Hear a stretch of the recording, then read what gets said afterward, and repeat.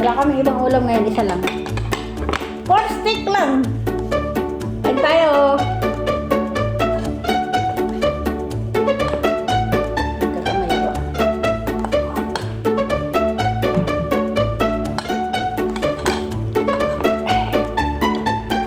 Sarap, oh, sarap.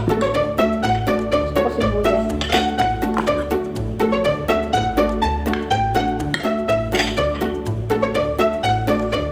Ganito lulutuin ko sa kanila para masarap.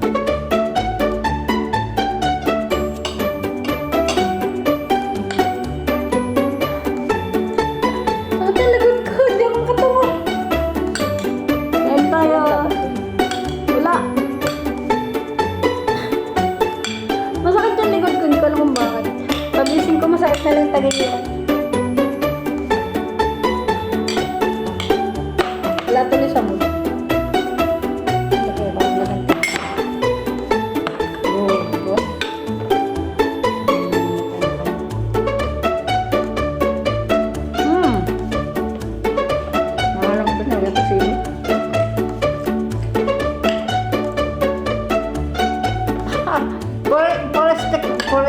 Pork stick na maanghang.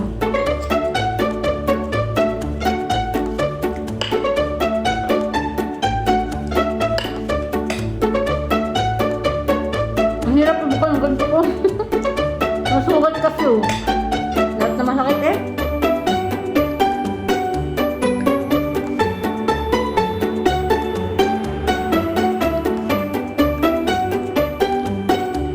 Tayo. Kalabasang sting.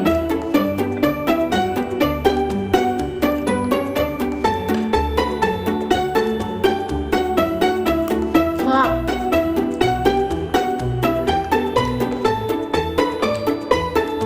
Gusto ko sibuyas. Okay lang kamay.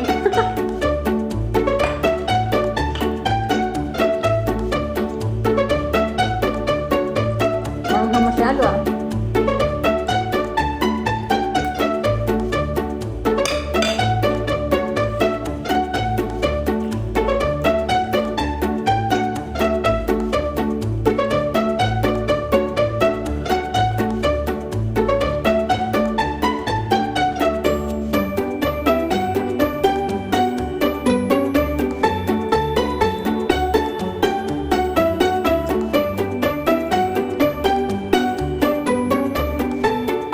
Binalik mo na yung cellphone na Ivan.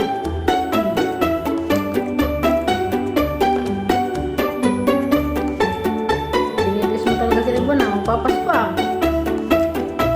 Ang dami.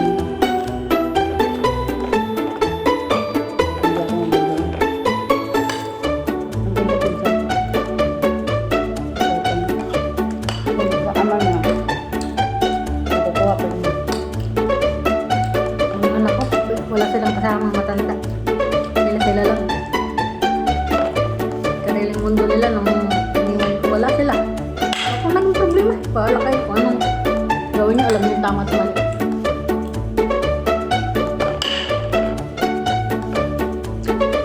Tawanan nila. Ayos naman. Iwala lang sa anak talaga dapat. Siyempre, hindi nga ama eh. Kaya masyado siya sa baby. Tanim ng sama ng loob ang mga bata na yan. Walang alam. Maitinding magtanim ng sama ng loob ang mga bata. Maliit na, tagal na sila ng loob.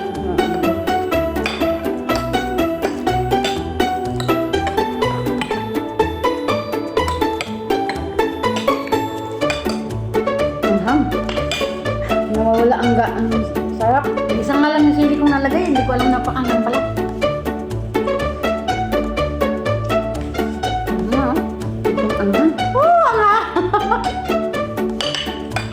Kasi nadulog ko. Maanghang na nga yung muso ko eh, ma. Maapdi na nga yung muso ko eh, lalo pang naanghangan. Sarap!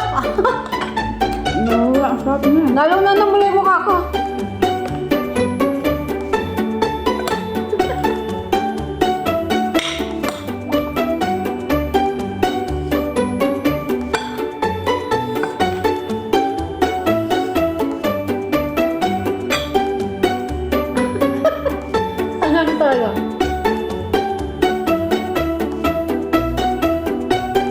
pa din siling nilagay ko. Paano kaya yung mga tao na halimbawa pag nagluluto 5 sili?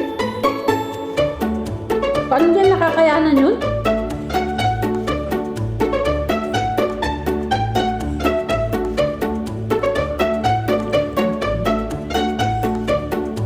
Sino mahilig sa sili dyan? Ang aking panay na Daming gumamukbang. Sobrang daming sili. kaya nga, paano na yun? Paano nila nakakain yun?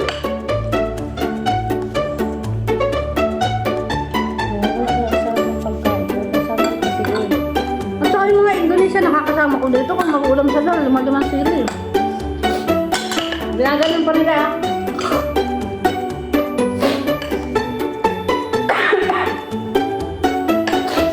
Bilhin po na ako dati sa sili. Ganun yung inis nakita ko sa medical. Sili na marami. Pagkain namin mga sili. Ninangat-ngat lang nila. Kaya nga.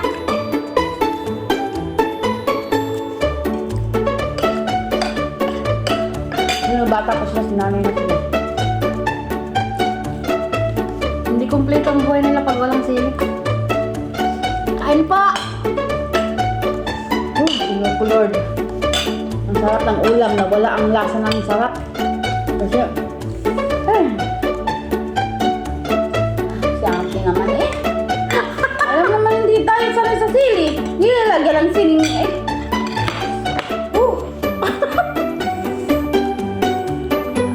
Tapos wala pa akong tubig na kalapit. Sarap ka ng, ano eh, makadirigay yung kain. Pahinga muna. Mas maganda nga mabilis para madali. Mabilis matapos.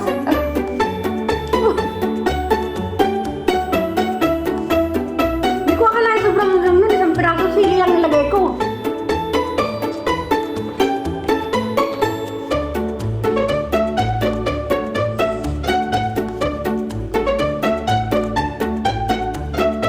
Kaya si Baki ka ngayon pag nakakasili eh. Halos hindi makakain. Kaya yan, kaya. Maganda sa puso. Maganda daw kaya sa puso ang sili.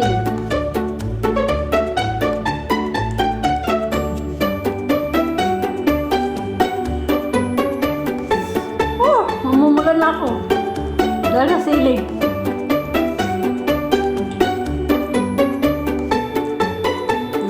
Yung light ko na taas. Okay na hindi makas.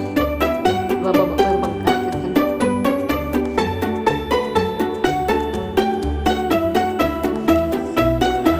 Niluluto kasi akong kanilito.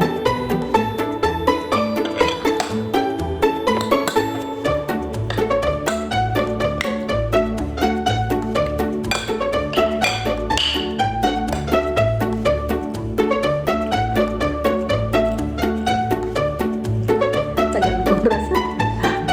Hala, 8 minutes pa lang.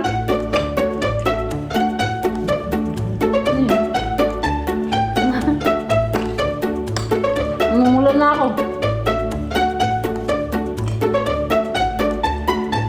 Gusto mo yung kanan na?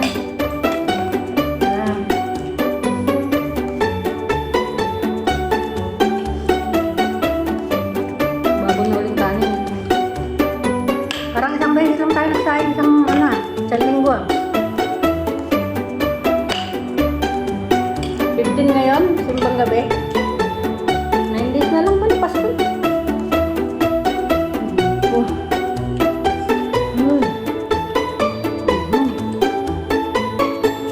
Isa lang pala sili pinili mo? Isa lang. Uy, grabe ka nga.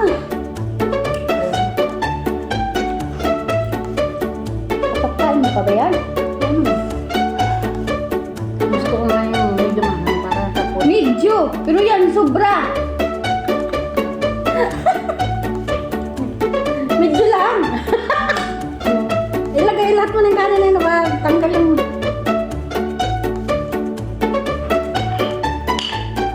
Mga kalabasa.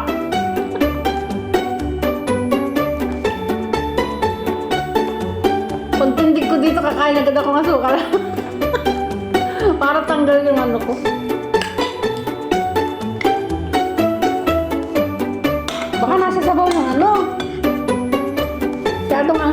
Tingnan mo mga sili, pinagtatanggal ko.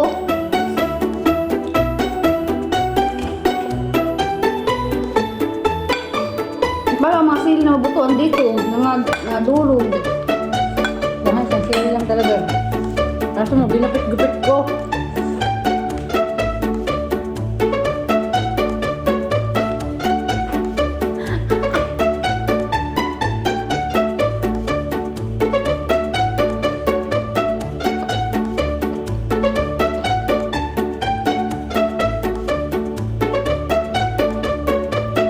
Napansin nyo na, nawala ng todo. Dahil sa sili.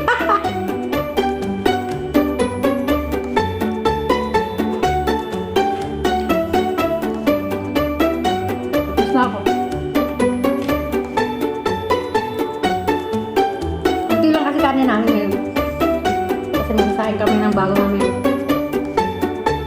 Gabi alam nyo guys, pag nasasahin dito, isang linggo lang. Tapos iniinit-init lang. Ganon din pag nagluluto ako ng karne, isang beses sa linggo lang. Mamaya magluluto ako isang lingguhan. Kaya hindi ako napapagod sa hapon. Gulay na lang sa gabi ang lulutuin ko, tapos isda ka, init-init lang.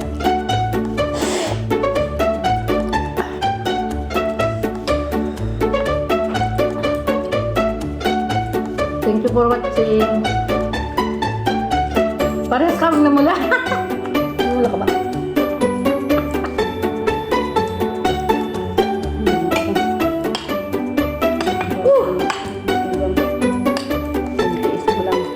Sarap ulam, sarap.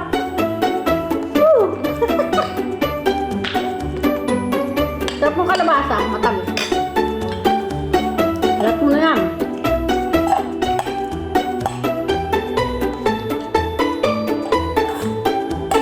Grabe! Maraming salamat sa lahat ng nanood. Tapos na po. Namula yung uso ko. Kailangan ko talaga nito eh. Kumain ng asukal, hugasan yung bibig ko kasi sobrang ang bye!